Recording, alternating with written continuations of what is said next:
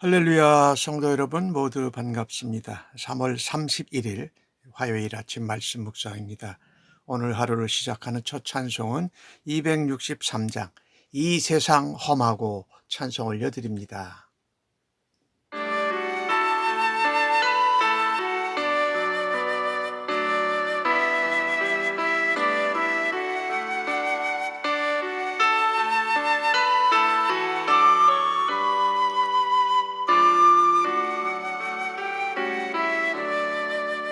이 세상 험하고 나 비록 약하나 늘 기도 힘쓰며 큰 권능 얻겠네.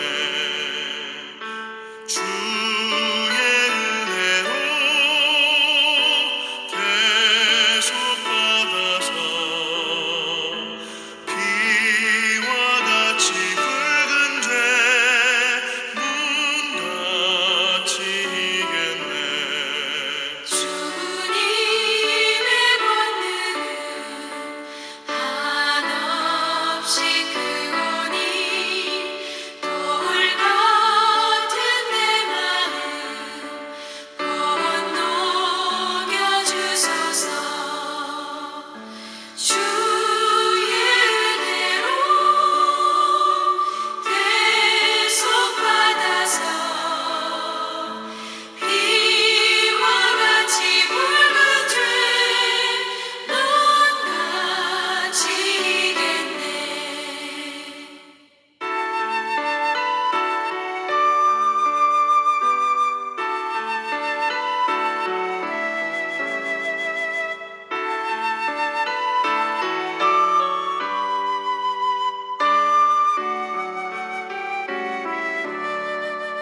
내 마음이 약하여 늘 넘어지오니 주 예수 힘주사 굳세게 하소서. 주의 은혜로 계속 받아서 비와 같이 붉은 죄 눈같이 이겠네. 죄 사함 받은 후 새 사람 되어서 주 앞에 서는 날 늘 찬송하겠네. 주의 은혜로 계속 받아서 비와 같이 붉은 죄 눈같이 이겠네.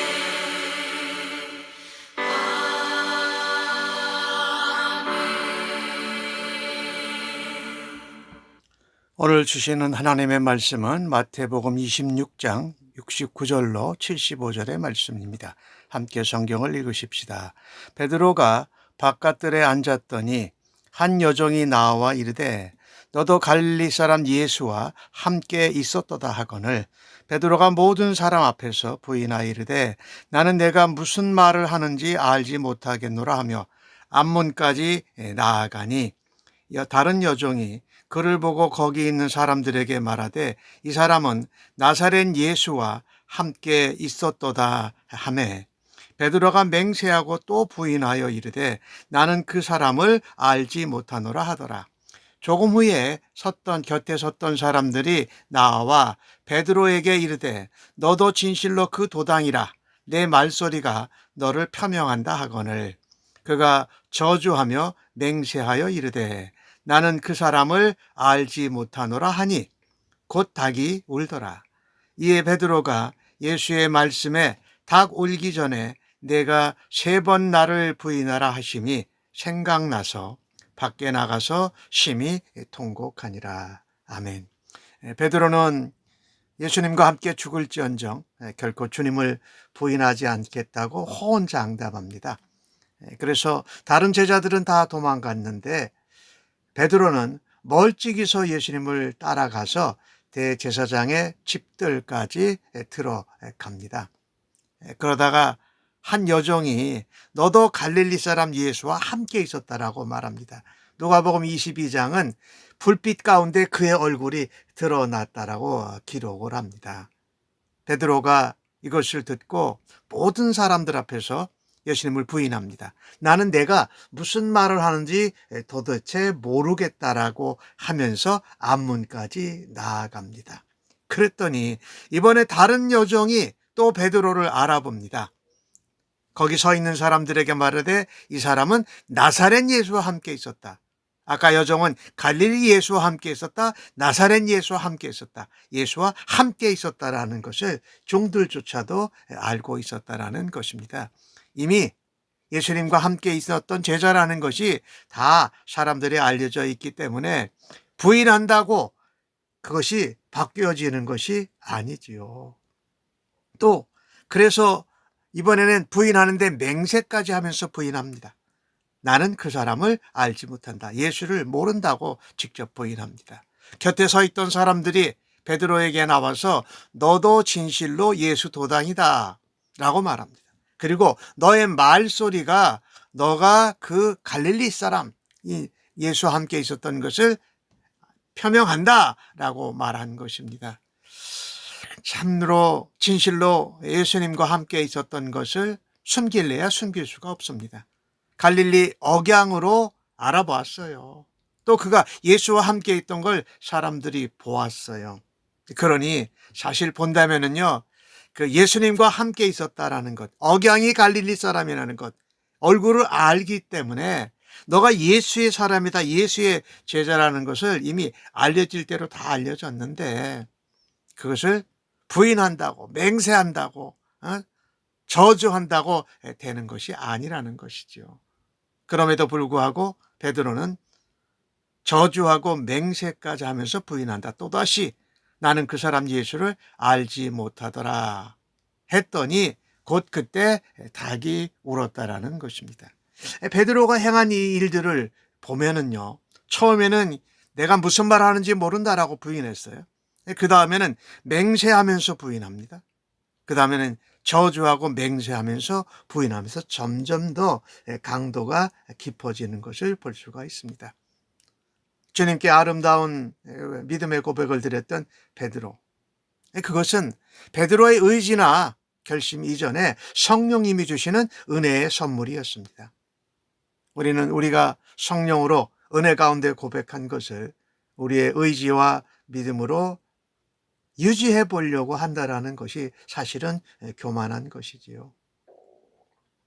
나의 고백을, 믿음의 고백, 신앙 고백을 지키기 위해서는 성령님의 도우심이 절대적으로 필요하고 하나님의 은혜 가운데 거해야 한다라는 것입니다.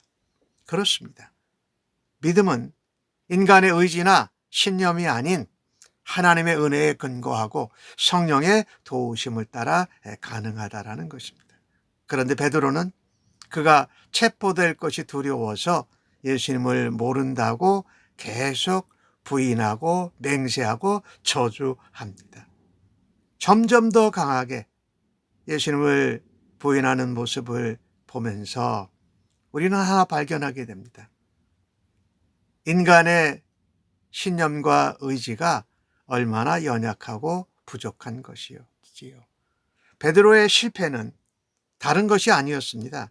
인간의 의지나 신념으로 내가 성령님의 도우심으로 하나님의 은혜로 고백한 것을 지켜보려고 했다라는 것이지요.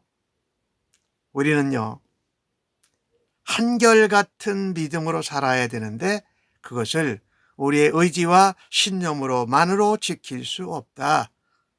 하나님의 은혜 가운데 성령님의 도우심이 있어야 한다라는 것입니다. 이전에 베드로는 어땠습니까?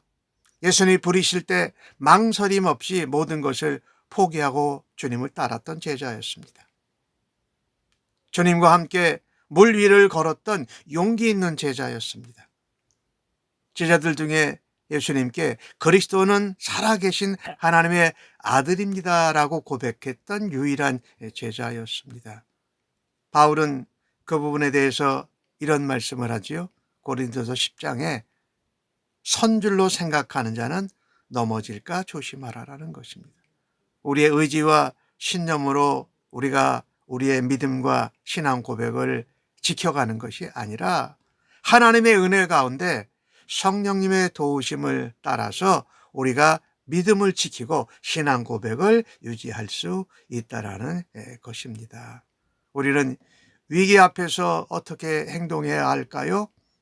손해를 감수하고 우리의 믿음을 지킬 수 있는 은혜가 있기를 간절히 바라는 것입니다. 우리가 두려워하면 믿음에서 넘어질 가능성이 참 높습니다. 오늘 베드로를 보면 잡혀갈 두려움으로 인해서 예수님을 저주하고 맹세하고 부인하면서 3번씩 하게 됩니다. 3번째 부인했을 때에 새벽에 닭이 울었다라고 성경이 기록을 합니다. 이때 베드로가 예수님의 말씀이 생각났어요. 그리고 밖에 나가서 심히 통곡하며 울었다라고 말합니다. 오늘 밤 닭 울기 전에 내가 3번 나를 부인하리라 한 말씀이 생각났다라는 거예요. 사실 베드로 외에도 다른 제자들도 예수님을 버리고 도망가면서 예수님을 부인했습니다. 그런데 눈물을 흘리고 통곡하면서 회개한 모습은 베드로에게만 유일하게 기록이 되어져 있었습니다. 다른 제자들보다도 더 앞장서고 자신만만했던 베드로. 예수님께서 이 반석 위에 내가 교회를 세우리라고 그 말씀을 드렸던 베드로는 반석처럼 굳건하지 못한 자신을 발견합니다. 평소에는 다른 제자들보다 더 뛰어나고 앞장서게 보였습니다. 하지만 예수님의 말씀이 생각나면서 믿음에 실패한 자신의 모습을 보았다라는 것입니다. 오늘 이 베드로의 눈물의 고백은 자신의 의지와 신념으로 예수님을 따르려고 했던 그 교만을 뉘우치는 회개의 기도였던 것입니다. 우리가 알아야 될 것이 영적인 실패를 딛고 일어설 때에 그 믿음은 오히려 더욱 견고해진다라는 것입니다. 우리는 예수님을 믿을 때에 누구나 실수하고 죄를 지을 수 있습니다. 그러나 중요한 것은 죄를 깨달을 때 즉시 온전히 회개하고 돌이켜 주님께로 돌아오는 것입니다. 중요한 것은 베드로가 닭 우는 소리를 들었을 때 그 닭은 똑같은 날 똑같은 시간에 울었을 것입니다. 그런데 성령님께서 그 닭 울음소리를 베드로가 예수님의 말씀을 생각나고 각성하게 하는 도구로 사용하셨다라는 것입니다. 참으로 놀라웠지요. 닭은 예정대로 울었는데 그 닭 울음소리가 성령께서 베드로를 각성하게 하는 소리였고, 성령님께서 예수님이 베드로에게 하신 그 말씀을 생각나고 깨닫게 하셨다라는 것입니다. 이것이 하나님의 은혜요, 성령의 도움이신 줄로 믿습니다. 그래서 우리는 믿음을 유지하고 신앙 고백도 사는 것도 하나님의 은혜에 근거하고 성령님의 도우심과 함께하는 것이다. 또한 우리가 믿음의 생활을 하다가 실수하고 죄를 범하고 실패할 때도 그것을 돌이키시는 것은 하나님의 은혜라는 것입니다. 성령님께서 닭의 울음소리를 베드로에게 예수님이 하신 말씀을 생각나게 하고 그 의미를 가르쳐 주셨다, 깨우쳐 주셨다라는 것입니다. 그래서 베드로는 통곡하면서 예수님을 모른다고 부인한 자신의 정말 잘못된 행동에 대해서 철저하게 회개합니다. 이러한 부끄러움, 이러한 죄와 잘못으로부터 다시 회복된 경험을 인해서 베드로는 평생 겸손합니다. 반석과 같은 제자로 빚어져서 후일에 정말 위대한 믿음의 사도로 사용을 받습니다. 가슴을 찢어내는 듯한 눈물의 회개는 하나님의 자녀를 더욱더 거룩한, 견고한 하나님의 제자로 만든다라는 것을 기억하십시다. 죄를 깨달은 즉시 통회하고 자복할 때에 하나님은 그 마음을 기쁘게 받으십니다. 그리고 회복의 은혜를 베풀어 주십니다. 오늘 주신 말씀을 통해서 우리가 기억해야 할 것은 실패의 자리에서도 회개하고 다시 시작할 수 있다.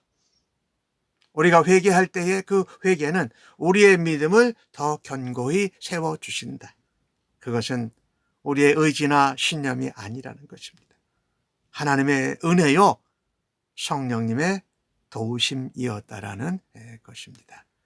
우리가 예수 믿고 살아가면서 실패의 자리에서, 죄를 범한 자리에서 회개하고 다시 믿음으로 굳건히 일어서고 견고하게 주님을 따르고 닮아가는 우리 모두가 되어지기를 예수님의 이름으로 간절히 축복합니다. 아멘. 기도하겠습니다. 하나님, 베드로가 3번이나 부인하는 모습을 보면서 저희들의 의지와 신념이 얼마나 연약하고 부족한 것임을 깨닫습니다.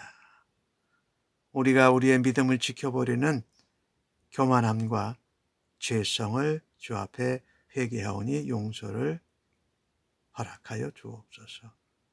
저희들이 통곡하고 슬퍼하는 것이 단순한 반성과 후회에 머무르지 않게 하여 주옵소서.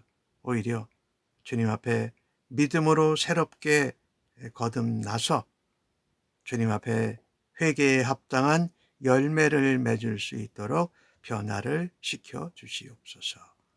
날마다 말씀을 묵상할 때에 하나님 앞에서 우리의 연약함을 발견하고 변화되게 하여 주시옵소서. 날마다 말씀에 사로잡혀서 말로, 행동으로 주님을 부인하지 않고 주님을 증거하고 자랑하게 하여 주옵소서. 두려움 때문에, 당장 볼 손해 때문에 주님의 음성을 잊지 않게 하여 주옵소서.